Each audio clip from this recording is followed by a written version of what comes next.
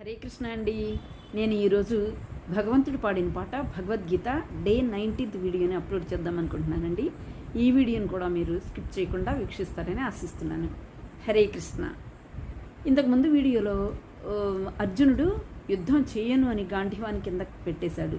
అది ఎలా ఉంది అంటే, అర్జునుడి సిచ్యువేషన్ ఎలా ఉందంటే, స్కూల్కి వెళ్ళే పిల్లవాడు యూనిఫామ్ వేసుకుని బాక్స్ పెట్టుకుని బ్యాగ్ తగిలించుకుని స్కూల్ బస్ ఎక్కే సమయానికి నాకు కడుపులో నొప్పిగా ఉంది, నేను వెళ్ళను అని మారం చేసినట్లుగా ఉందండి.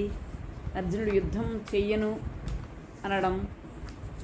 ఎప్పుడైతే అర్జునుడు స్టార్టింగ్లో యుద్ధం చెయ్యను అని తన గాంధీవాన్ని కింద పడేశాడో, భగవంతుడు భగవద్గీత చెప్పిన తర్వాత అదే గాంధీవాన్ని పట్టుకొని యుద్ధం చేయడానికి రెడీ అయ్యాడంటండి.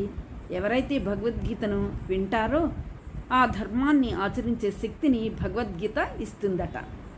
మనకు కూడా మన జీవితంలో మనకు అనిపిస్తూ ఉంటుంది, ఎందుకు నాకు ఈ కష్టాలు, ఇవన్నీ కష్టాలు, ఎన్ని కష్టాలు ఉన్నా భగవద్గీతలో ఆన్సర్ కంపల్సరిగా దొరుకుతుందటండి. మనకు ఏ ప్రాబ్లం ఉన్నా కానీ భగవద్గీతలో ఏ పేజ్ ఓపెన్ చేసినా కానీ ఆ పేజ్లో సొల్యూషన్, ఆన్సర్ అనేది దొరుకుతుంది.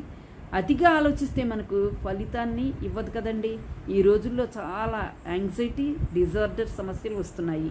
అవి పోగొట్టుకోవాలి అంటే భగవద్గీత శ్రవణం కానీ పఠనం కానీ చేయాలండి.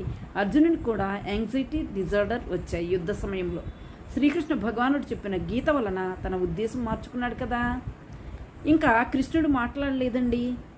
ఇక సాక్షాత్ శ్రీకృష్ణ భగవానుడు మాట్లాడితే ఎంత అద్భుతంగా ఉంటుందో 2వ అధ్యాయంలో స్వామి మాట్లాడడం మొదలు పెడతారు. 2వ అధ్యాయం నుంచి సాక్షాత్ శ్రీకృష్ణ భగవానుడే మాట్లాడడం స్టార్ట్ చేస్తారనమాట. మనం భగవద్గీత ఎందుకు చదవాలండి, ఎందుకు తెలుసుకోవాలి అసలు తెలుసా అండి? మన జీవితాన్ని మార్చుకోవటానికి చదవాలి.